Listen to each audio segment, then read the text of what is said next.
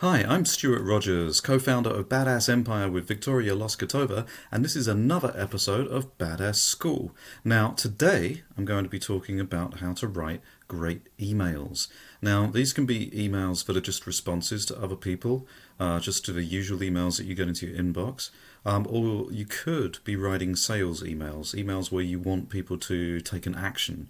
I'm going to discuss both types today, and there's a few things that we need to go through because a lot of people, especially in Western countries, write emails in completely the wrong way. And I'm going to explain some of the mistakes that people make and how to quickly correct them. So let's look at the different parts of an email first. First of all, you've got the subject line. Subject line is super important. It needs to be non-spammy. It needs to be not cliched. You know, if you want to catch people's interest, you've got to be a little bit different, but you can't be spammy. You can't just use like sales phrases. And don't do any kind of bait and switch. Don't do something where you write some sort of catchy email that says, you know, don't forget this amazing thing, or using seriously spammy and horrible, salesy words like that.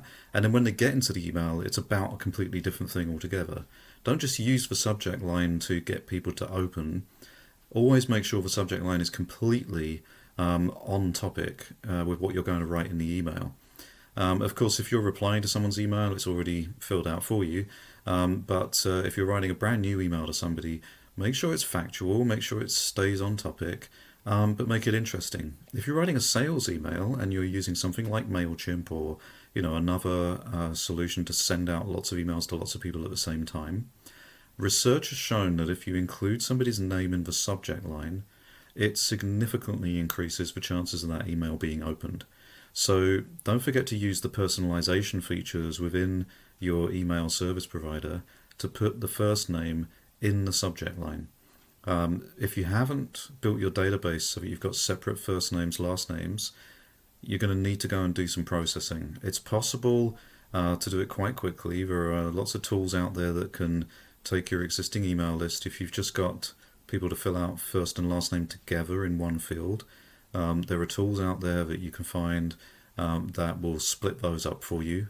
Or you can just do it in a rudimentary way. You can put your entire list into Excel or Google Sheets, make at least two, preferably three or four blank columns to the right of the full name, and then use the option that separates the text by space. The reason for the extra columns is, of course, some people have middle names, some people have double-barreled names, some people have, in different countries, first name, the last name, etc., etc. Once you've split them out, you're going to need to correct those ones that have split themselves out into two or three columns. What you're looking to get to is first name, last name, so that you can personalize your emails properly. So tip number one, make sure that you use first name in the subject line if you're writing a sales email. Tip number two, you get to the body of the email. Now, always open with a greeting, and always make sure that the person's first name is in there if you can, because that makes a big difference. I think it was Dale Carnegie that said, the most important word in the English language is somebody's own name. It's so important just to address people by their first name. But then the biggest mistake that people make, again, especially in Western countries, is you start telling a story and you tell a beginning and a middle, and then when you get to the end, you tell people what the email was about.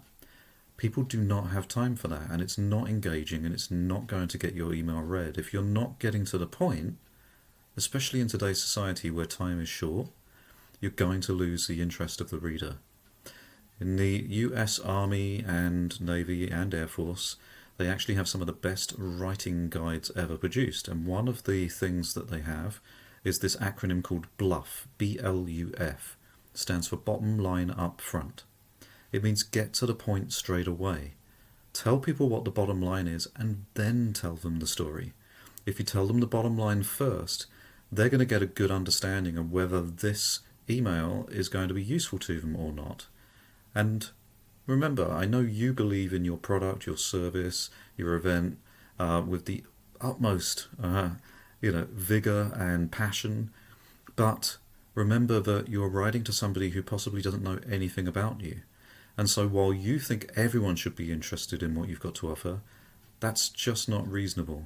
Obviously, you're only going to convert people who have a problem that can be solved by your product or service, or need education in the particular topic that your event is on.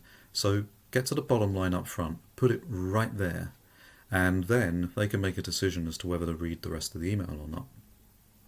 Another big mistake people make is making sure their spelling and grammar is impeccable, and making sure their writing style is impeccable too. Now, there's an easy way of fixing this. Probably the best tool for writers or non-writers is Grammarly. Go and get an account at Grammarly. Now, the free account will get you quite a lot of the way there. The paid account is extraordinary and will always clean up your writing dramatically. It will do much more than just a spelling or grammar check that you'd find inside Google Docs or Microsoft Word. It will look for style points. It will look for things like where you've used the same word too many times. So if you're the kind of person that uses incredible a lot, it will show you alternatives so that you're not always using that one word. It will show you where you're using past tense and help you to correct that. It will basically make your email as good as any article that you've ever written from a professional journalist, and it's extraordinarily good. Always use Grammarly if you can, because Grammarly really is very good at not just spelling and grammar, but tidying up the entire style of your email. The next thing is people get confused about calls to action, especially in sales emails, and they will fill the email full of all sorts of links and options. Now, there is a thing that we do as human beings, it's in our psychology. When we're given too much choice, we don't make a choice at all. The best thing to do within an email is to have one call to action. You can repeat the call to action a couple of times, but have one call to action. Make your email about one thing, and make sure that you've got the one, click to take people to the one landing page. Don't fill it full of, you could do this, or you could do that, or you could click here to get this other thing. Just focus on the one thing. Make sure that you are putting one call to action in and not multiple calls to action. And then make sure you have, a good ending. Put in a great signature, a very professional signature. This is your opportunity to make sure that your contact details are in there and correct. This is your opportunity to put links to your website or your portfolio site so that people can go and check out your work. And in a sales email environment, it's okay to put in a postscriptum. So PS, don't forget to, and put it in there, because research again has shown that will increase the amount of click-throughs that you get. If somebody reads all the way to the end, they may have bought into your story after getting the bottom line up front. They may have read all the way through. They might have accidentally skimmed past the call to action. PS is where you get to put it in just that one last time. But remember, just the one call to action. You're just reminding people. You can also remind them of something else. Maybe, for example, even though you've got the one call to action, your PS can be, we're here for you. You can reply to this email anytime. We'll answer your questions, or something along those lines. But postscripts in sales emails work really well. So there you have it. Use a great subject line, personalize it with the first name of the person if you can. And don't forget, you can clean up your database if you don't have just first name, last name within your database by using tools like Excel, Sheets, and there's other tools on the internet that will do that for you. Make sure you use bottom line up front after greeting people. Make sure that you only use one call to action. Definitely make sure you use Grammarly, because it is extraordinarily good at making sure your copy is excellent.